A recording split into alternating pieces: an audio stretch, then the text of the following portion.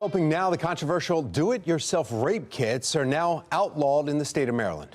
It comes after a Fox 45 News investigation raised the alarm over misinformation being spread by a company marketing those kits. Jen Lilly is walking us through the changes now taking effect in our state and the plan to make access to care easier for survivors. This law takes effect immediately. It went from being an emergency bill passed by lawmakers this past session to now being signed by the governor, and it aims to protect people when they are at their most vulnerable. But lawmakers are not stopping there. They want to make sure that survivors who come to the hospital seeking care are never turned away. Congratulations on an outstanding session. With a stroke of his pen, Governor Wes Moore laying down the law on deceptive trade practices. Thank you, Mr. President. The exclamation point, if you will, on a decision lawmakers came to this session: how to address controversial at-home rape kits in this state. So there is a significant gap in our response to survivors, but commercial do-it-yourself rape kits are not the solution. Suspicion over both the kits and the company. It says they're trauma-informed while marketing a virtually useless product. On full display in this Judiciary Committee hearing, and despite fierce opposition from company leaders and testimony from victims. I'm here both as LEDA's chief of staff and also as a survivor of rape myself. I was raped when I was 18.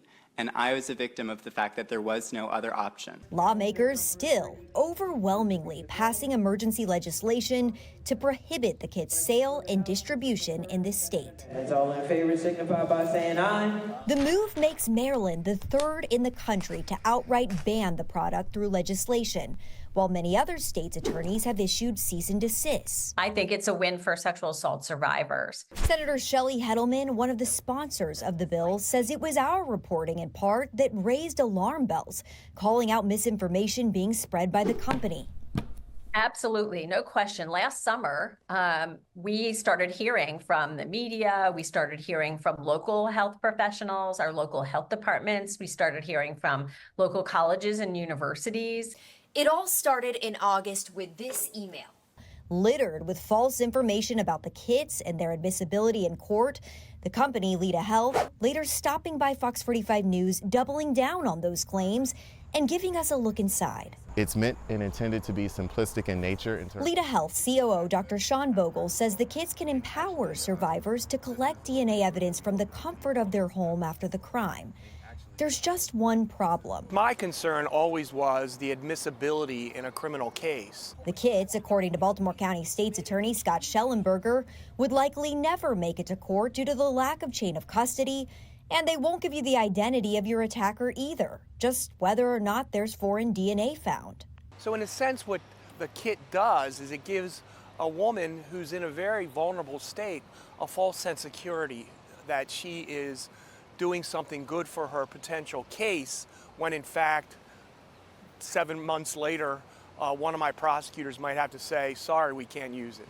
Thank you, Madam Speaker. But beyond a ban, a second piece of legislation also passed by lawmakers this session aims at addressing the state's shortfalls in care. We don't have enough forensic nurses, and sometimes you go to the wrong hospital and you get sent somewhere else. To mitigate that, once signed and in effect, the plan allows hospitals who don't have the resources on the ground to instead use telehealth to contact qualified forensic nurse examiners who will then walk them through the examination process virtually. Making sure that that door stays open. But commercially marketed at-home kits, they're officially off the table. And Senator Heddleman with this advice. Learn about the issue, learn about the promises and how accurate they are. We reached out to Leda Health for a response to this ban, a spokesperson saying the company is exploring legal options to combat what they're calling a grave injustice that they say